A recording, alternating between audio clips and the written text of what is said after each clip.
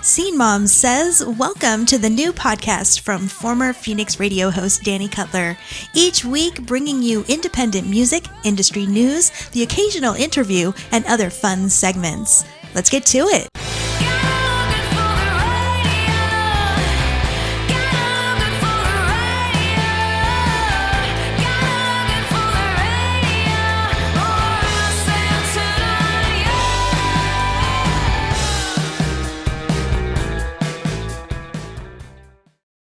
Scene Mom Says hello and welcome to episode number 60. I'm Danny Cutler, aka Scene Mom. Happy you have joined me and I hope you're all doing well. Sorry I missed a show last week. I was wrapping up my slides for this presentation I gave on digital marketing, which I did last Wednesday, and there were just not enough hours to get that finished and then get a show together. I apologize. It went really well, though. It was hosted by our local Makers Hub in town. Every last Wednesday of the month, they offer free business workshops for small businesses in the area. So it was nice to get out and do some speaking and meet some business owners.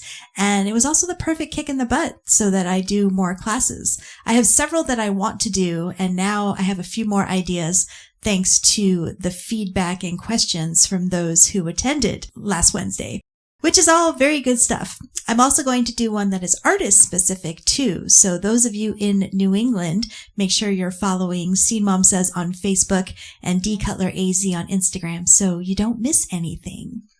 I also had a really good time last Friday hanging out at a new, to me, brewery called Thirsty Robot Brewing. My friend Franco at Soundbites hosted a show there. What a fun spot. It's a warehouse tucked away off the main road, had great food, great brews, just a nice place to just kick back for an evening, listen to some tunes. I had some pretzels and mustard and beer. I'll definitely be back. Some fun things are coming up on the horizon as well. I am once again judging a singer-songwriter showcase down in Sturbridge on the 14th. And it's sort of special for me. A year ago was the first time that I was asked to judge this competition, and it's where I met the awesome Amanda Melly, who hosts it, and Franco, too. It's a really good feeling to have a year go by, and now I can consider both of them friends, and I also know many of the musicians who are going to be performing, so it's definitely starting to feel like home out here. All right, though, let's get back to the show. I, of course, have your music news on the way, your music history, marketing tip, and I've got some good news to share as well. So right now, let's get back to some music with the latest from Phoenix darkwave band Paper Foxes. This is called Lights Out, and you're listening to what Scene Mom Says.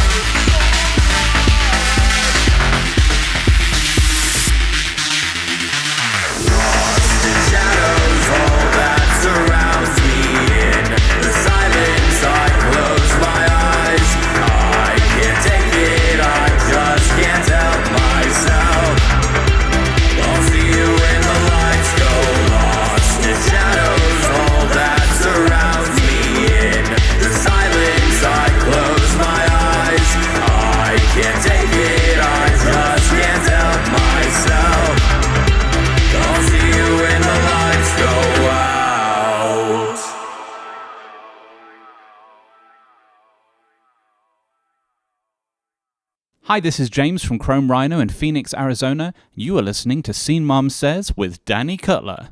Thank you, James from Chrome Rhino. Man, I missed that band. Oh, miss seeing them live. So much fun. Look them up. All right, Scene Mom Says it is now time for some music news. Now, this is great news, no matter how you feel about the artist. Taylor Swift has successfully reacquired her original music masters from investment firm Shamrock Capital.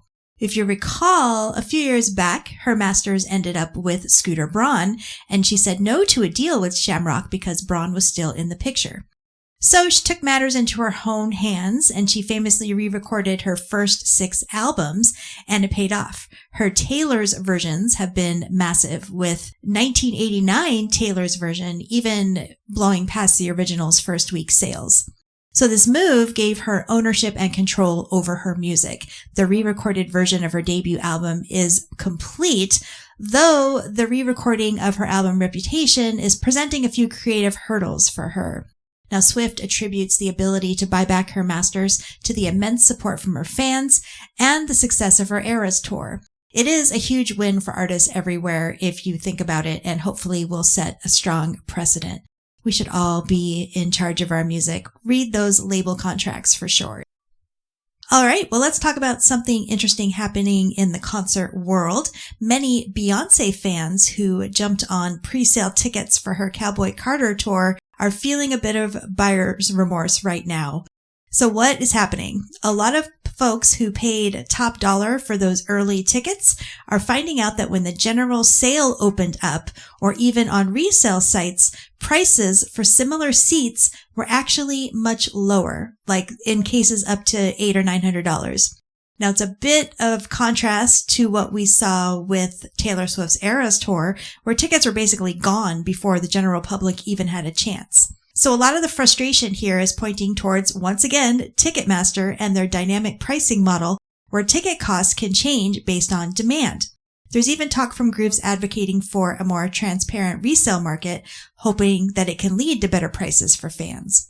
So really the lesson here for anybody who wants to snag early tickets is to remember that sometimes waiting can actually save you some money.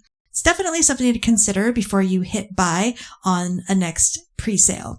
Having worked on the ticketing part of things with promoters, the price is always going to go down a little. And just because it says all the tickets are gone, when you're looking at it, it doesn't mean all the tickets are gone. They roll out sections of tickets as the sale goes on based on demand. So that's just a little bit of insight for you. All right, well, let's dive into some news from the festival world, or should I say the infamous festival world. Guess which festival I'm talking about? Yes, Firefest again. Billy just can't quit. His big comeback didn't work, as I've talked about previously on the show. No officials even knowing the festival was coming to the last location or any approvals or anything, so they canceled it. Now, just posted a couple days ago on Instagram, the official Fire account and Billy McFarland himself are apparently teaming up to bring what they're calling the Fire Coral View pop-up. This time, they're pitching it as a week-long Caribbean island getaway happening in Honduras from September 3rd through 10th. So they're marketing it to adventurers, creators, and the curious. Will it happen? Well, who knows? But, felons are always looking for a way to scam others, so we'll see what happens with this new idea. As you know, I'm on top of all the Firefest information, so I'll let you know. All right, that is your music news for this week. And if you have any feedback or you have any news to share, you can always email me, scenemomsays@gmail.com.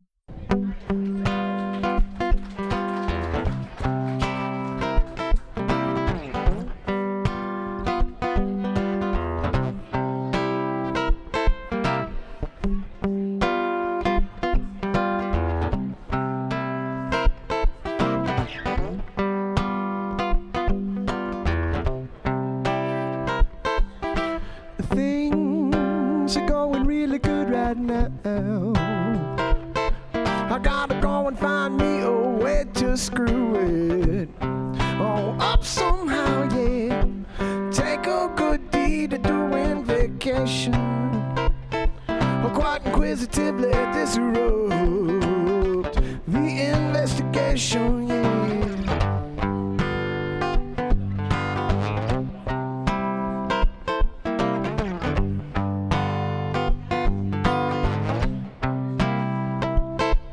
change of plans surely would do me fine. I'll be a real kind of conversation talker and make up my mind, yeah. Take a good deed of doing vacation. Quite inquisitively disrobed the investigation, yeah.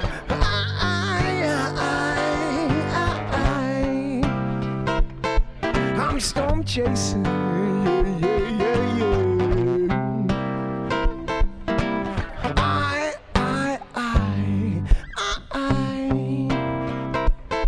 I'm storm chasing, yeah.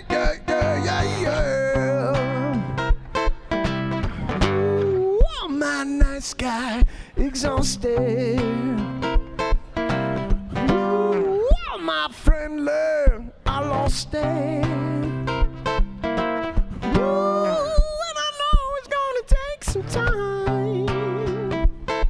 Oh, yeah. Yeah, whoa, yeah. Yeah, whoa, yeah.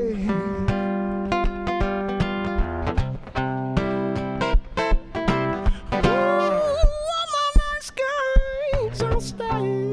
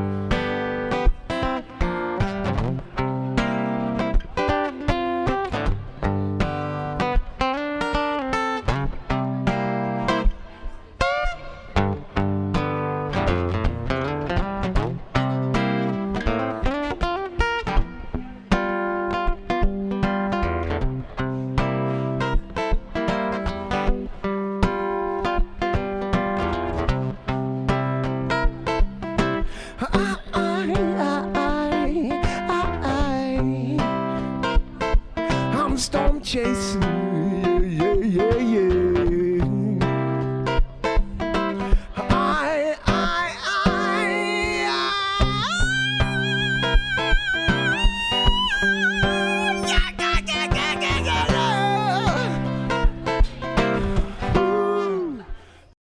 That was New Hampshire artist Andy Kuchta and Storm Chasin'. It has quickly become one of my favorite songs. He's so great at it live, and I'm so happy that there's a recording I can share with you. Scene Mom says it is time for some music history. On June 1st in 1968, the Beatles launched Apple Records. It's when they officially established their own record label, more than just a label. It was envisioned as a multimedia company and a way for the band to have more control over their music and to support other artists, making a big splash in the music business world. All the major artists have been on Apple Records. On June 3rd, 1967, 47 years ago, The Doors released their classic single, Light My Fire. This track, with its very distinctive organ intro and vocals from Jim Morrison, quickly soared to number 1, becoming one of their most famous songs and a true anthem of the psychedelic era. On June 3rd in 1977, it is a true reggae masterpiece. Bob Marley and the Wailers' album Exodus dropped. This album showcased Marley's evolving sound, blending reggae with elements of blues, soul, and rock, and featured hits like Jammin' and Three Little Birds, which solidified his global superstar status. On June 4th, in 1984, Bruce Springsteen's Born in the USA hit stores, launching him into superstardom. It was packed with hit singles like the title track, Dancing in the Dark and Glory Days, and became one of the best-selling albums of all time and a defining sound of the 80s. And on June 8th, in 1996, the Fugees scored their first number 1 hit in the UK with their soulful cover of Roberta Flack's Killing Me Softly. Featured on their groundbreaking album, The Score, the track showcased Lauryn Hill's vocals and cemented the Fugees' place as a hip-hop and R&B legend. And that is some music history for you this week.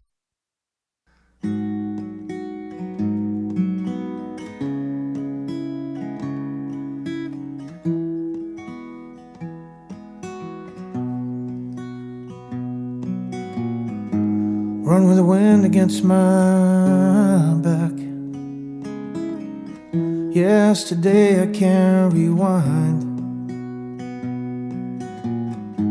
Stay long enough to unpack and wait for the day to realign. Warmth on my skin, I'm close to the sun.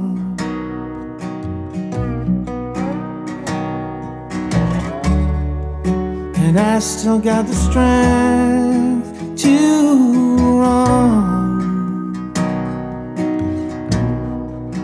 I still got the will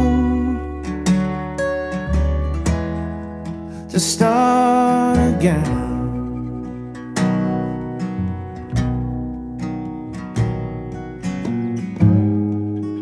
All of my mistakes stare at me in the face. Sometimes it feels like I'm gonna break, trying to keep up with this race. Warmth on my skin, I'm close to the sun.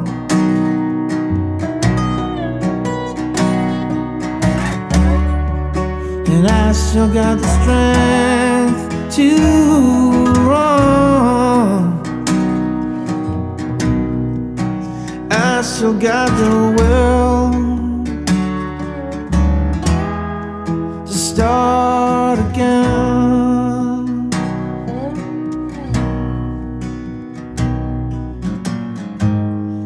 No matter how far I fall from grace, no matter where I land,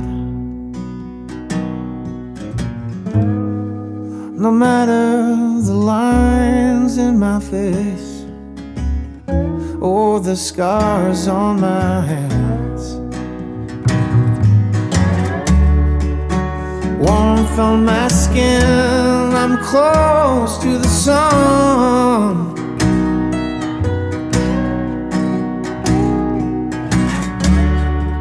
And I still got the strength to run. Oh, I still got the will. I still got the will to start again.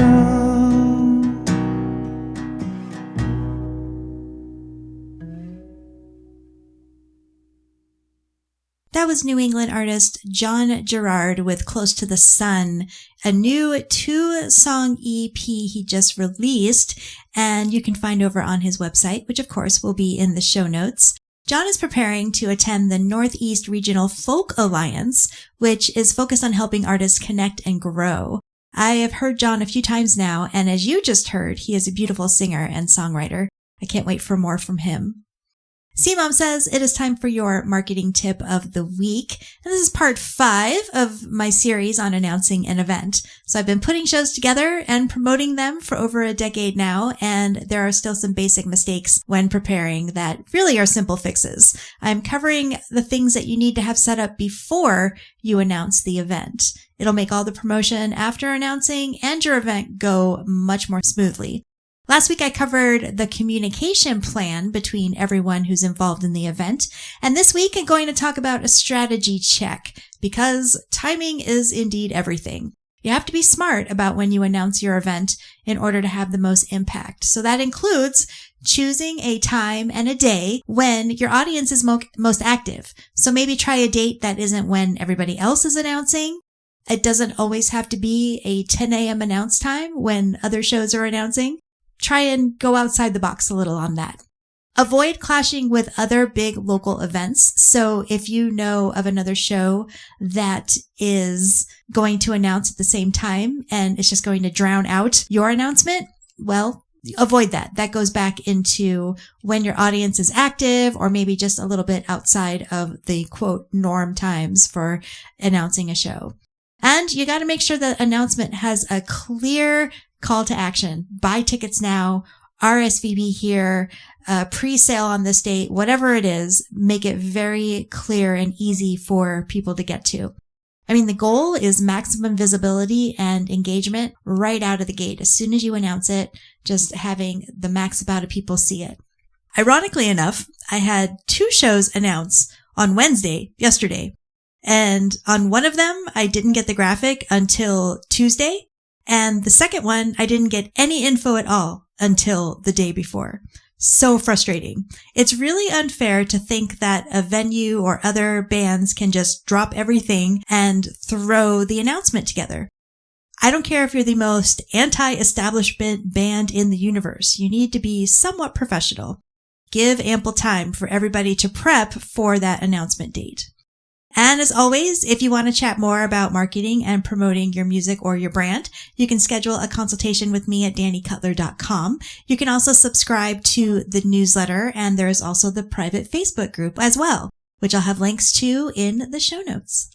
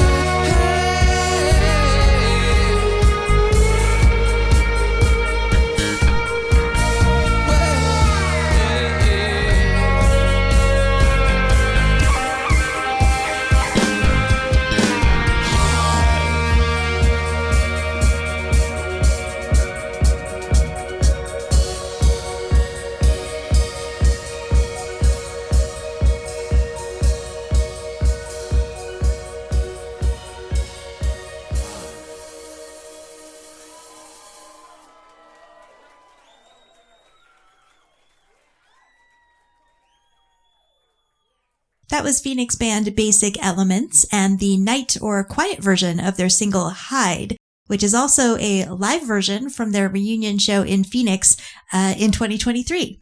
They are finally releasing all of the songs from that show Friday as an EP. I, for one, am super excited about it because I was honored to help coordinate the show, and it was a fundraiser for our radio station. It was just a really good night, and they hadn't played in Phoenix for 40 years, so it was a great, great night. Really fun. Scene Mom says, now it's time for some good news. So this is a pretty fun quote. I would happily go cycle naked around the Capitol 100 times in a row than go through having my brain tumor again. Those are the powerful words of Stephen Lewis, who's a train driver from Nottinghamshire, who's about to do something pretty extraordinary. So on June 14th, he and his partner will be joining the World Naked Bike Ride in London, and it is all for a great cause. Stephen is doing this to raise money for Calm, the campaign against living miserably, which is a mental health charity. This cause is incredibly personal for him because of the struggles that he faced after being diagnosed with a non-cancerous brain tumor, and it was between his brain and his eye socket. He experienced double vision, got it checked, and eventually an MRI revealed the growth. So the whole ordeal, of course, was terrifying. Doctors initially feared that it was cancerous and even told him to consider writing his will before having surgery. Thankfully, the tumor was successfully removed. But Stephen says the mental aftermath left him at his absolute lowest. He had been strong for everyone else, and afterwards he just felt completely mentally exhausted. So despite his initial reaction to the idea of cycling naked, he thought not a chance. He decided that after surviving a brain tumor, he could do just about anything. He also realized it was a very powerful way to, quote, strip away the stigma, around mental health, especially in male-dominated industries like his own. He had already seen it spark important conversations with his colleagues.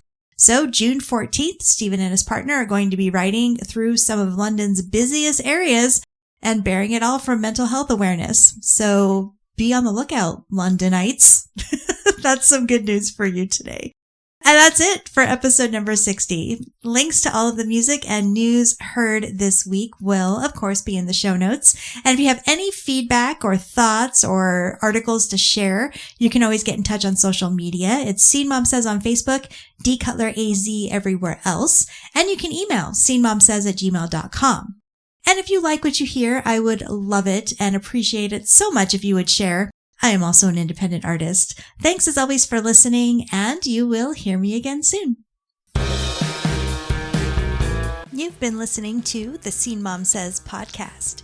Intro-outro music is Look Good for the Radio by Fairy Bones. Learn more about Danny and the show at DannyCutler.com.